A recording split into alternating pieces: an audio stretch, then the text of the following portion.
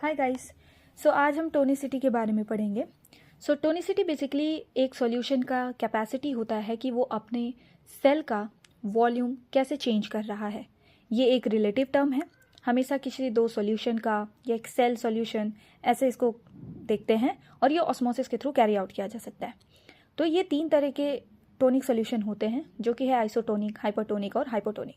जो isotonic solution होता है वहाँ पर जो सेल के बाहर वाला सॉल्यूट कंसंट्रेशन है वो और सेल के अंदर दोनों ही बराबर होते हैं और इसीलिए यहाँ कोई नेट मूवमेंट ऑफ वाटर नहीं होता है। और ऐसे केस में सेल को हम फ्लैसिड सेल कहते हैं। मतलब कि जो सेल का मेम्ब्रेन है वो सेल वॉल पे कोई किसी तरह का प्रेशर नहीं क्रिएट कर रहा है। और ये मैंने जो एग्जांपल दिखाया है ये एक प्लांट सेल के लिए है और इसीलिए cell membrane and cell wall वाला कॉन्सेप्ट है। अगर एनिमल सेल होगा तो वहाँ पर भी कोई नेट मूवमेंट ऑफ वाटर नहीं होगा।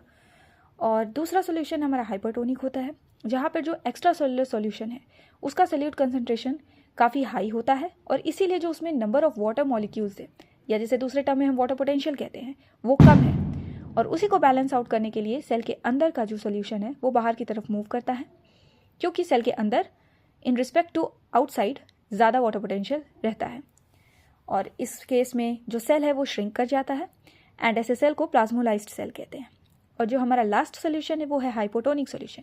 तो इसमें क्या होता है कि जो हमारा बाहर का एक्स्ट्रा सेलुलर सोल्यूशन है उसमें सॉल्यूट कंसंट्रेशन कम है एंड हैंस वाटर पोटेंशियल ज़्यादा है, मतलब कि वाटर मॉलिक्यूल्स ज़्यादा हैं। इसीलिए ये जो वाटर है वो बाहर से अंदर की तरफ जाएगा और जैसे कि हम देख सकते हैं कि सेल यहाँ पे स्वेल कर जाता है, स्वॉलन सेल हो जाता है। ठीक है। और ऐसे ही सेल को हम टर्जिड सेल कहते हैं जहाँ पर सेल मेम्ब्रेन सेल वॉल पे प्रेशर लगाता रहता है और उतना ही सेल वॉल भी सेल मेम्ब्रेन पे लगाएगा और ऐसे सेल को हम टर्जिड सेल कहेंगे। So guys, I hope you liked this video. So for such more informative videos, please subscribe to my channel. Until then, bye bye.